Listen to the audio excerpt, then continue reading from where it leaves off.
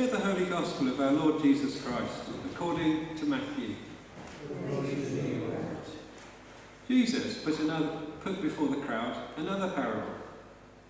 The kingdom of heaven may be compared to someone who sowed good seed in his field.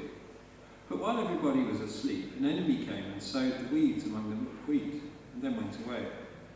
So when the plants came up and bore grain, then the weeds appeared as well.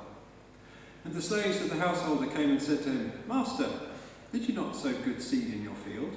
Where then did these weeds come from?" He answered, "An enemy has done this." The slave said to him, "Then do you want us to go and gather them?" But he replied, "No, for in gathering the weeds you would uproot the wheat along with them. Let both of them grow together until the harvest, and at harvest time I'll tell the reapers, 'Collect the weeds first and bind them in bundles to be burned, but gather the wheat into my barn.'" Then Jesus left the crowds and went into the house. And his disciples approached him, saying, "Explain to us the parable of the weeds of the field." He answered, "The one who sows the good seed is the Son of Man. The field is the world, and the good seed are the children of the kingdom. The weeds are the children of the evil one, and the enemy who sowed them is the devil. The harvest is the end of the age, and the reapers are angels. Just as the weeds are collected and burned up with fire, so will it be at the end of the age. The Son of Man will send his angels, and they will collect out of his kingdom all causes of sin and all evildoers. They will throw them into the furnace of fire, where there will be weeping and gnashing of teeth. Then the righteous will shine like the sun in the kingdom of their Father.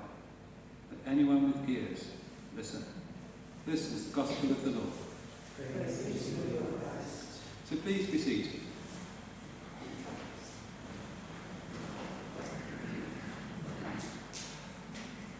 Last week we had the parable of the sower, you might remember, where the Son of Man, Jesus, went around sowing seed into different types of soil, and different types of people in the different types of soil.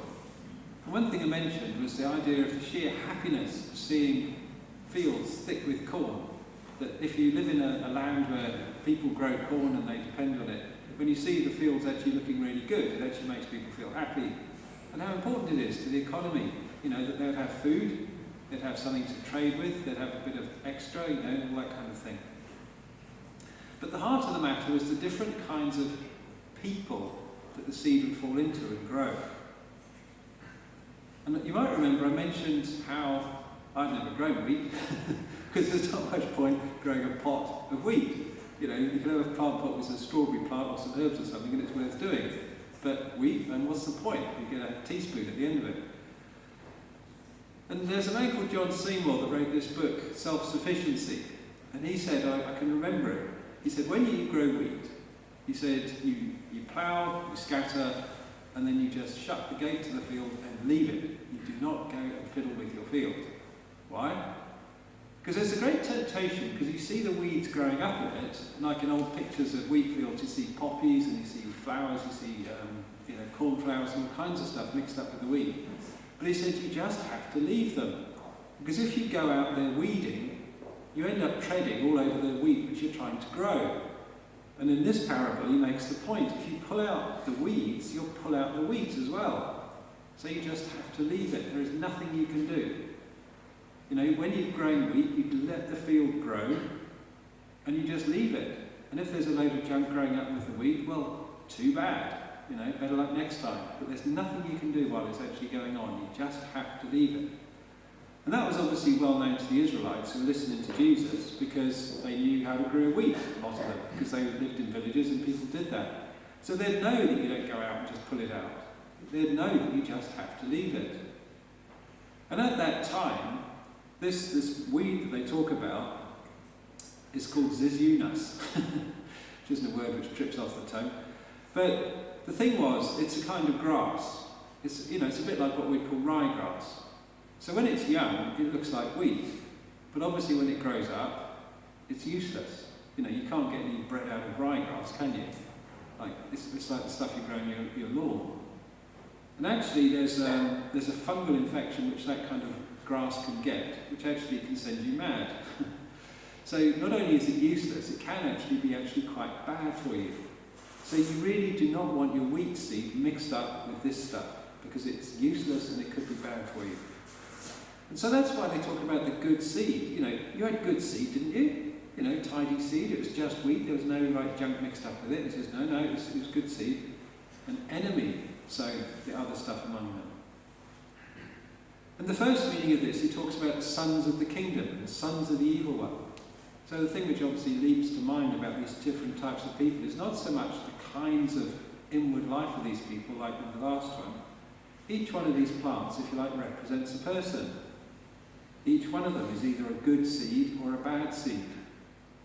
But then he describes of all the things, all the causes of sin, all the things which cause people to stumble as well. So there's a bit of ambiguity in this whole thing when Jesus is talking. On one hand, he seems to mean simply people, but maybe he doesn't mean just people. Maybe he means other things as well. And the obvious conclusion of this parable is that one day they will be dealt with. You can see them growing side by side, like the weeds growing in a field of wheat. But, he says, at the end, at the harvest, they will be separated. The good stuff will be kept, and the bad stuff will be chucked out and burned. And when he talks about there'll be weeping and gnashing of teeth, some people, I think a lot of the time people have thought that as an expression of pain. And someone pointed out that normally in the scripture, when people talk about the gnashing of teeth, it's actually a description of rage. In other words, the bad seeds are going to be absolutely enraged when they meet the Lord. And you can think about that story of Stephen, you know, the first martyr, as they call him, when he saw this vision of heaven when everyone was attacking him. He said, look, he said, I can see up into heaven, I can see the Son of Man sitting there at the right hand of the Father. And it said the people howled with rage and screamed at him and gnashed their teeth, and they stoned him to death. It was like an enraged mob. And what were they confronted with? You know, what made them so angry? You see these kind of woke mobs now, don't you, on Twitter or whatever? The rage. I find it bizarre. You know, the people have turned on J.K. Rowling. Why? Because she said there's a difference between a man who wants to be a woman and a real life woman. And the rage she provoked from that, I think it's completely insane. I just think, what on earth is completely bonkers, isn't it? You know, why such rage? Why such hatred? But it's an obvious, irrefutable fact, isn't it? Well, of course there's a thing as a man and a woman. I mean, well, duh. I mean, it's one of the first things you notice as a child. I mean, how bizarre to try and contradict that. And yet that contradiction seems to provoke such rage in some people. So if you like, reality seems to provoke rage in some people. They can't stand reality. And that, I think, is like the reading from Isaiah. Thus says the Lord, the King of Israel, the Redeemer, the Lord of hosts. So there's one thing about this passage. I read it very carefully yesterday. The Lord is really emphatic in this passage. You know, when he's saying this, he's really, if you like, saying it. I am the first, and I am the last. Besides me, there is no God. Who is like me? And if you read the bit after this, he ridicules the idea that you could make a God. He says, you know, you go off into the woods, you see a tree, you cut it down, you turn some of it to firewood, you cook your dinner, you sit in front of the fire, and you go, oh, that's nice, I'm sitting by the fire. And then he says you get a bit of that self-same tree, you turn it into a little statue, you bow down to it and say, you're my God. Where's the sense of that, says the Lord? What kind of stupidity is that? You just cook your dinner on half of it. How on earth can that save you? What's that piece of wood going to do for you? But you could translate that to anything we make. You know, there's nothing we can do to fundamentally change ourselves or change the nature of reality, is there? We can't simply decide something. We're simply subject to how the world is. This is how it is, boys and girls. Taste the coffee, you know, this is what it's like. Live in reality, be fully engaged with what the world is like. And basically that's what the Lord is saying. I'm the Lord, there is no one else. That is reality. That is the nature of things. There is nothing you can do about that. That is simply how it is. And he invokes, I'm not quite sure why, but they left a clause out of this passage. It says, do not be afraid, have I not told you from of old? And they left out a clause that says, did I not appoint a people from ancient times? He's invoking their memory of their history, saying, look, don't you remember, O people? Don't you remember not just the nature of reality itself, not just the world, and there's no one else who can lay claim to having made the world and everything in it. But he says, don't you remember your own history, people? Don't you remember Abraham and Isaac and Jacob? Don't you remember how you went down to Egypt? Don't you remember that I sent Joseph? Don't you remember that I sent Moses to bring you out of Egypt? And when Isaiah wrote this, it's about the year 740, 750, 60, something like that, 780 maybe. You know, the kingdom of Israel had been in existence for some 300 years, which in our history is not a massive amount of time, fair play. But then they'd had the time of Judges before that for another couple of hundred years, so they'd been around 500 years. And then they'd had the time of the Exodus before that, and then they'd had their time in Egypt, and then they'd had the time before that. And he said, who else can point to that history? You know where you came from your forefathers down to the present day. No one else can do that. And if Isaiah was still alive, he'd say, look, the Israelites are still among us. They're still here.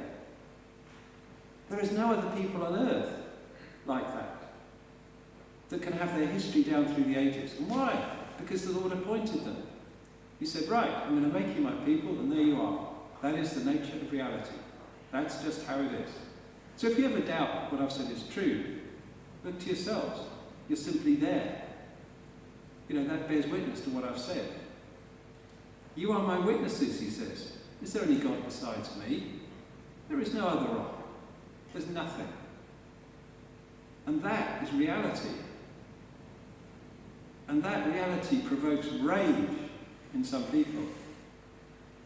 They will not deal with it. They will not process it. And if they're confronted with it, they'll simply get angry. But that's just stupid, isn't it? Because that is what it is. There is a God in heaven. The amazing thing is that this one, who is the first and the last, who made everything, who is our King and our Redeemer, is the same one who, as Paul says, calls himself our Father. When we cry, Abba, Father, it is that very Spirit bearing witness with our spirit that we are children of God. But he knows each one of his children. So the very same one that is, if you like, beyond all imagining and beyond all power and all glory and beyond all thinking and understanding, is the same one that takes such a personal interest in each one of us. That's kind of hard to process. I mean, if you're lost in the crowd in the Millennium Stadium, you know that someone on the other side of the stadium isn't going to pick you out. You know that the ref on the pitch isn't going to take any notice of any of the crowd. And yet the Lord will see this great crowd of people and will be able to relate individually to every single one of them. Every single one of us. But this parable that Jesus tells us about the nature of reality. Because sometimes people go around and say, well, if there is a God in heaven, if there is a God who is good, why is there so much evil going on? Why doesn't he sort it out? Why doesn't he just yank out the evil people and chuck them away? Why doesn't he just pull the evil out of people's nature and throw it away? And this parable basically explains why. Because if he did, he'd pull out the good as well. So it's the inevitable story of our experience on earth that we would experience evil growing alongside the good. It's unavoidable. There is nothing we can do about it. And that's not to say somehow that the evil is necessary or wholesome or good or virtuous or worthy of any kind of admiration. If anything, it emphasises this evil will be destroyed. It is utterly worthless. It has no goodness in it. It has no value at all. But it shows the futility of trying to completely rid ourselves of it. It's never going to go away. It's always going to be there. So we've just got to kind of face the fact it's going to be there and deal with it. I think just as it describes how the evil is going to grow alongside the good, I think it works in every level. In that in every field of human experience, in everything we are and everything we do, the wheat and the tares are going to grow side by side. The wheat and the weeds. Every human endeavour, everything that we set our hands to is going to have the weeds growing from the beginning. Inside of us, we've got the weeds growing. In every group of people, the weeds are going to grow. In every organisation we set up, the weeds are going to grow. It's going to happen. And we just got to deal with it. We just got to accept the reality of it. And knowing that it's going to happen, we've just got to solemnly work our way through things and try and get rid of them as we can. But know that we'll never actually totally eradicate it. We just got to accept they're going to be there. And it explains why the Lord doesn't just pull it all out right now. Because their life is intertwined with the life of goodness as well. And so to destroy one would be to destroy the other. The harvest, they're all going to be pulled out. They're all going to be cut down. But the weeds will be destroyed and the wheat will be saved. So the lesson to us is to accept the nature of reality. Accept the God who calls us his children. Accept that the weeds are going to grow with the wheat. But accept also that there is a life to be lived in this.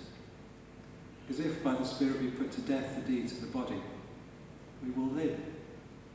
We will be that wheat. And that pain of having the weeds always growing, the evil always around us, is something of the nature of reality. It says creation was subjected to futility, not of its own will, but by the will of the one who subjected it, in the hope that creation itself would be set free from its bondage to decay and would obtain the freedom of the glory of the children of God. We know that the whole creation has been groaning in labour pains until now. So when sometimes we feel that kind of pain of our existence with the evil around us, we can know not only is it just us, that is reality, that is the whole creation is groaning with us, but at the same time, there will be an end. It will come to an end. There will be set free from the evil. We who have the first fruits of the Spirit groan inwardly while we wait for adoption, the redemption of our bodies. So we live in this hope that we were saved, and we wait for it with patience.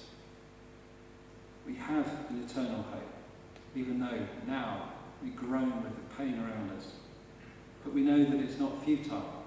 We know that there's a purpose. We know there's a direction. We know there's a goal. We know that one day we'll find out. So bless you all as you live in this hope, putting to death the deeds of the body so that you can live and be part of that kingdom. Amen.